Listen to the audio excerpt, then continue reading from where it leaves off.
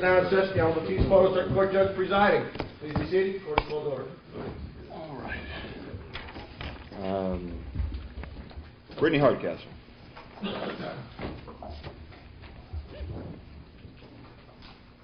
Good morning. Good morning. Ms. Hardcastle, come on up here and stand at this podium, and your attorney will stand next to you. Good morning, Mr. Twyford. Good morning, Judge. Judge, this is my motion to modify the conditions of pretrial release. The state has copies. I believe the court does as well. Yes, sir. And it's pretty self-explanatory. The only thing I may have left out is that Ms. Hardcastle wants to go ahead and start going to church again, the church that she's been attending since she's been a child, or an infant, I imagine. And also the questions about the terms of the house arrest. If the court were to keep her on house arrest, would that mean that she can't leave the physical house, or can she go out into the yard area of where she lives? She currently lives in a place that has a fence around the property where she lives, and that's the only thing I think that I want to bring up about that. What says the state? The state is opposed to any modification whatsoever in the case of Ms. Hardcastle. She is distinguishable from all other defendants in the case in terms of the egregiousness of her conduct. I would, however, think that house arrest would include the curtilage of whatever dwelling she is residing in.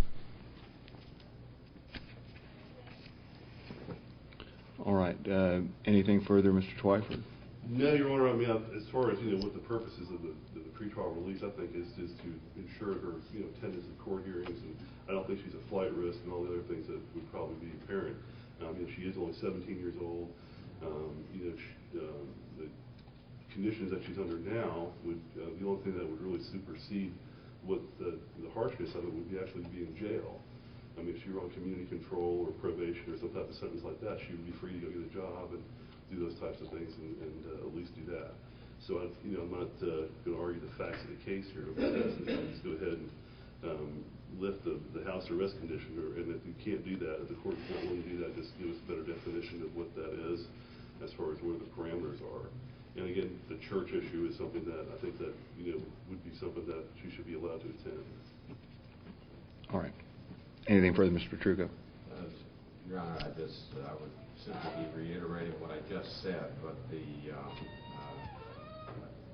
another aspect of not lifting house arrest would be to prevent contact with other persons who might encounter in the community who might be involved in the case. Now there are limitations on who she can have visitation with anyway. Correct. Correct. I mean, she's not to have any contact with the alleged victim, and she's not to have any contact with any of her co-defendants pursuant to the order. Is that correct, gentlemen? That's my understanding. That's my understanding, and she's abided by those conditions. All right.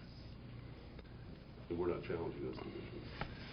All right, I'm going to grant the motion to lift house arrest conditions.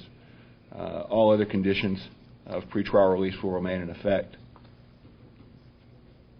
including the curfew and the no contact provisions and every other condition. Is there anything further we need to address at this time, Mr. Twyford? No, Your Honor. Mr. Petrucco? No, Your Honor. All right. I'll provide him with a copy of the proposed order that I have, and if he has any objections to it, we'll try and work it out when I get to your office today. All right, and this is set for pretrial conference July 8th, correct? Yes, all right. Thank you, gentlemen.